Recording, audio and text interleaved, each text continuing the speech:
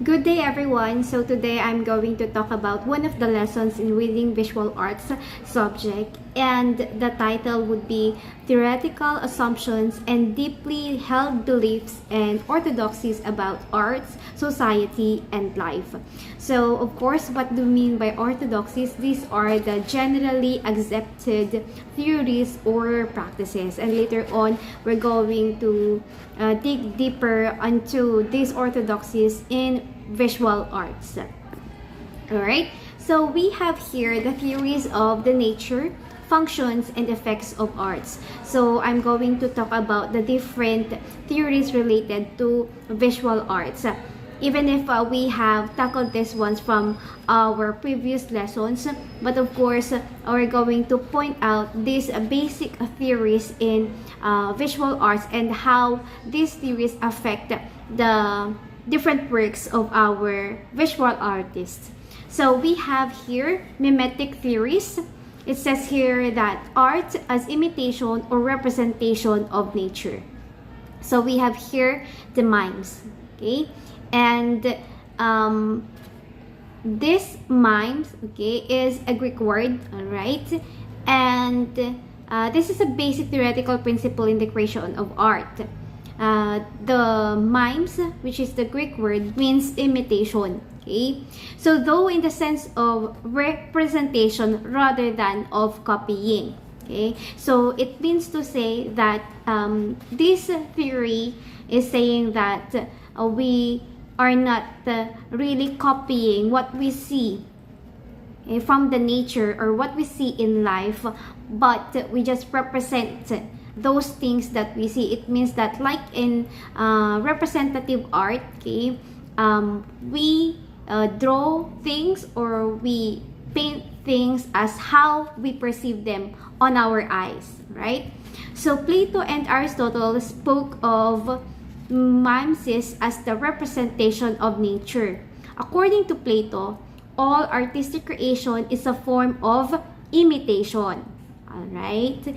That which really exists in the world of ideas.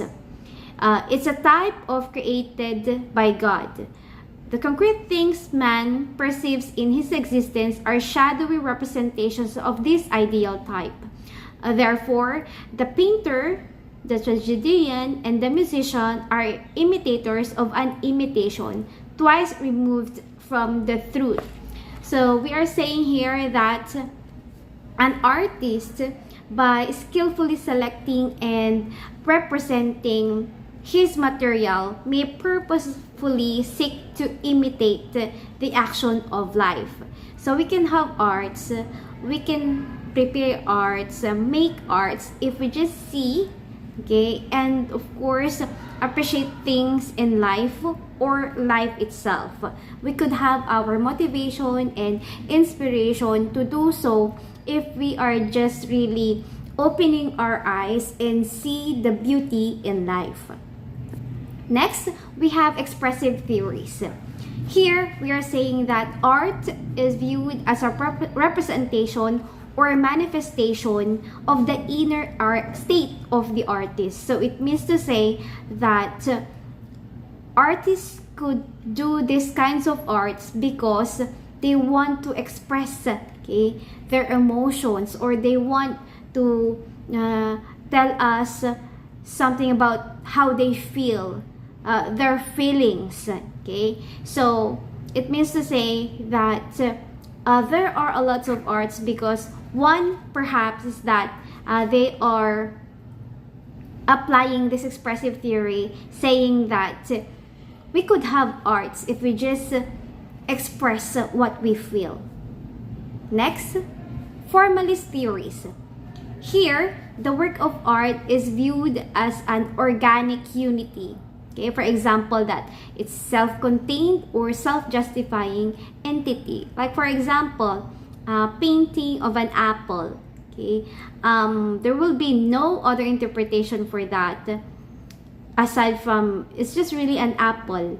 Like it's representing, if it's a representative art or representational art, it's just representing the real apple, okay?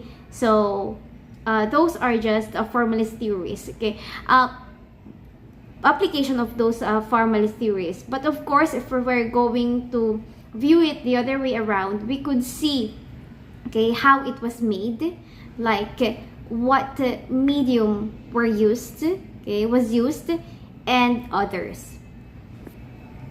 We also have a pragmatism. Okay, so this falls under orthodoxies. Okay, so we have here the general theories and beliefs. So what does pragmatism say about art? Art exists to serve a function and is conceptualized in terms of its effects on its audience and in terms of the purposes if it is designed to accomplish, such as the creation of specific shared experiences. So it means to say that in pragmatism, art exists because the artist would like to influence the audience. Okay, like he or she, the artist, is delivering a message on which the audience would be receiving. So what are these ones? Okay, arts as a means of enhancing experience and thought. Like the artist would like to talk about things that would enhance the experience of the audience. Okay, next, as a means of escape from or consolation for reality.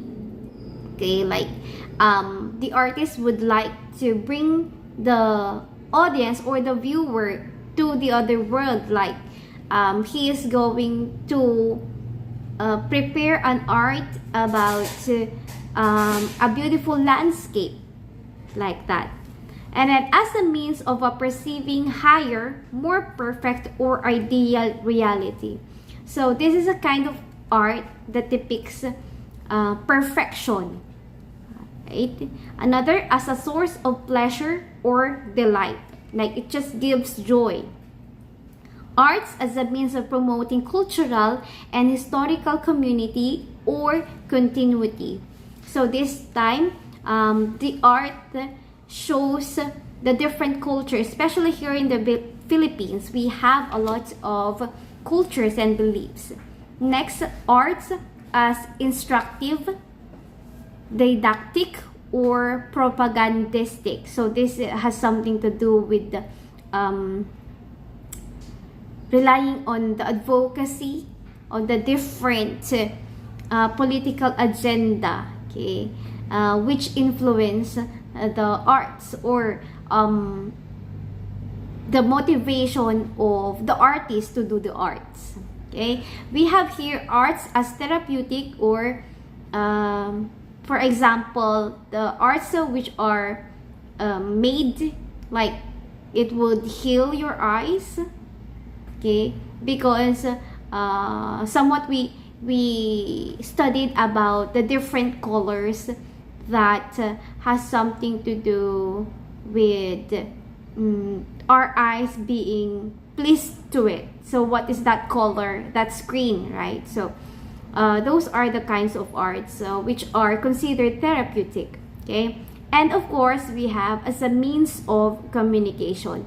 So with this one, the artist would like to communicate something, as I said, deliver a message to the viewer or audience. Alright, now those are just the theories, basic theories, orthodoxies. Okay, and let's have this one, arts and emotion. Okay, so conceptual or verbal discourse is able to transmit information, not how you feel.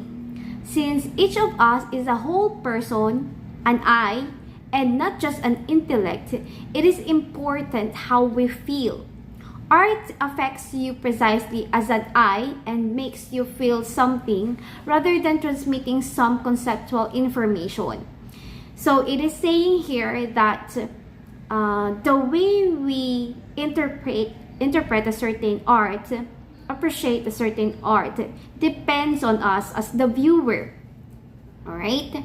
Art has intellectual components, of course, but they are always enhanced by emotional.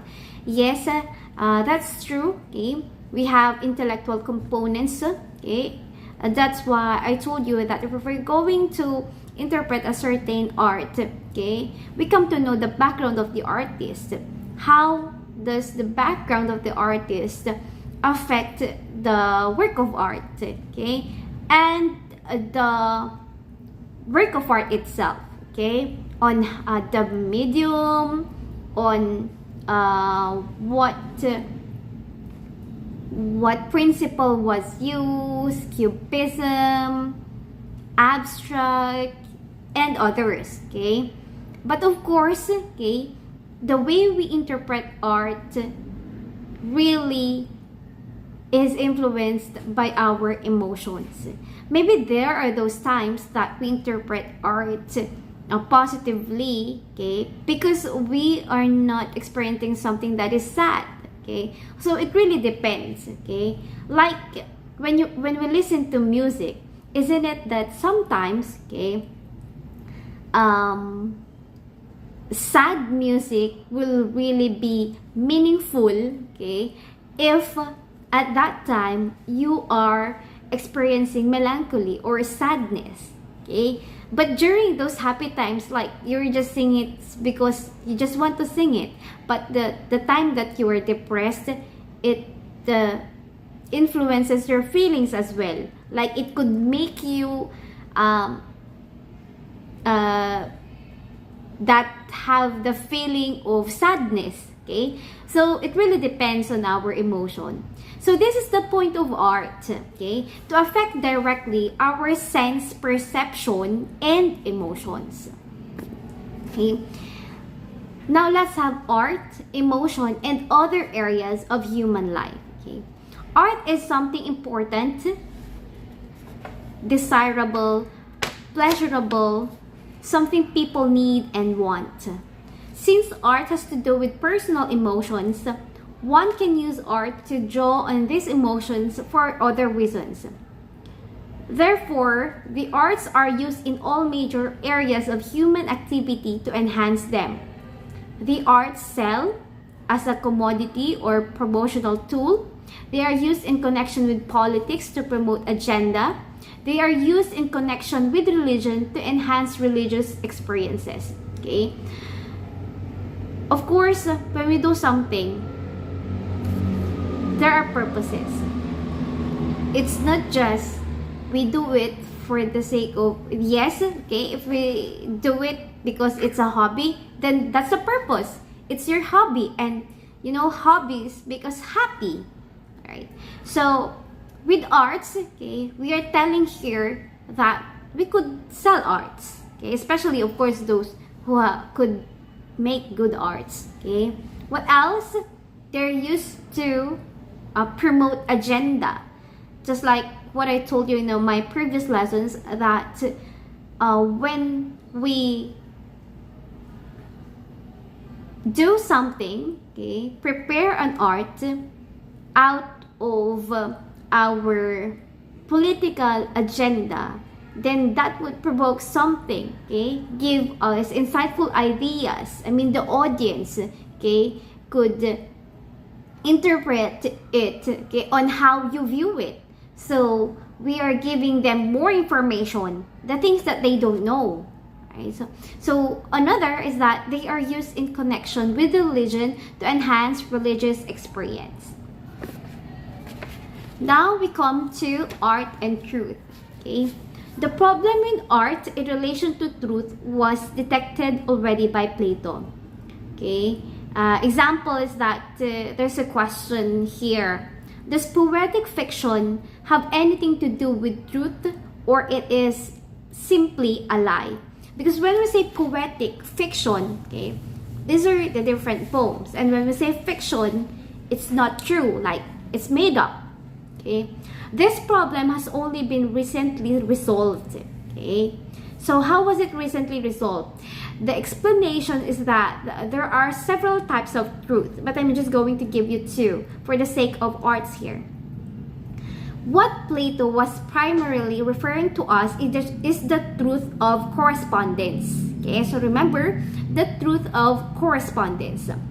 From the point of view of correspondence to reality, okay, most of literature, poetry, and some other arts are lying and deceiving.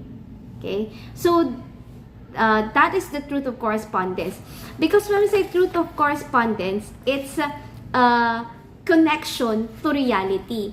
So like in arts, okay, like for example, if I am an artist, okay, I draw something out of my perception, okay, but there's no evidence to it. Like, it's just what I observe, and it's just basically what I know from what I hear, okay, then I draw it, I give a story. That's fiction. So that's from the truth of correspondence, okay. So that is why, according to Plato, they should be expelled from our society. But of course, okay, without these ones, we will not be open. Like, for example, the Noli Me Tangere.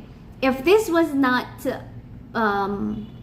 published or showed to the public, then we could not really know what happened. Like, it's fiction, of course, but it's just a reflection of what happened, okay, because it's a novella, right? Just like that. So, however, okay, another important type of truth is that of disclosure. So this is the real truth, okay, disclosure. The truth is that which discloses and reveals something about something else. This something else we're talking about here is the evidence, okay? So if we could like do an art which is really from what we saw, okay, real time, okay, then that's a truth of disclosure, okay? Unlike for okay, truth of correspondence, that is just a reflection of what we know, okay? So we're going to make a story and all, okay? So those are basically the two types of truth, okay? We're not saying that in truth of correspondence it's lie, okay? Because there's truth to it. Like, the experiences really happened. It's just that like in a story, the characters would be named differently to the real persons in real life, okay? But of course, with these ones, okay, we are being open, and that we are being more knowledgeable of what is really happening around us. Next, art as art, art in the aesthetic sense, art and beauty. Art and aesthetic perception, or our sense of beauty, okay? So what is again aesthetic perception? It's our sense of beauty. Also have something to do with cognitive functions and knowledge. Okay? So it's not just on how we see something that is beautiful, okay? It has something to do on how this something that is beautiful, like an art, okay, tickle our cognitive functions and knowledge. Like for example, symmetry and proportion. It's important to many arts, okay? Just like in cubism, right? There's balance there, okay? From every corner, we could see the purpose of cubism, and it's beautiful. So just as in mathematics, physics, or geometry. Also, the sense of what is appropriate. So just like in fashion, okay, we see something that is appropriate if it matches our taste, our style, because we all have our different tastes and style, okay? So it really depends. And then we also have our sense of balance that is important to the arts. Just like in ethics, where we strive for a balanced behavior and what is appropriate. Another crucial area is the disinterested nature of our appreciation of art, which is called the aesthetic attitude. Okay?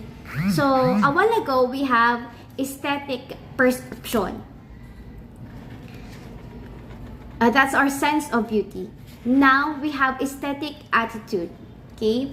So, this one is our appreciation of art. Not necessarily on our appreciation to things which are beautiful, but just, you know, appreciation to arts, because there are those arts who which are, on our case, might not be beautiful, okay, but we appreciate them, and that falls under aesthetic attitude. By learning to view the arts in a disinterested manner, apart from any personal interest or gain, we also learn to transcend our personal interest in morals. So, finally, art and beauty are important to enhance our sense of transcendence. Okay? So, what is this self-transcendence? Okay, it's going beyond a prior form or state of oneself.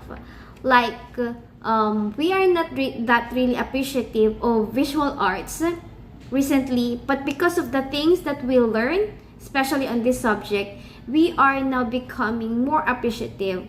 Okay, because from those arts, we could see the effort. We could see on how it was intellectually made, because it's made up of the culture which were influenced, okay, or which originated from the culture of the artist, okay, things like that. So art and beauty are immediately pleasing, but the reasons for this are unclear.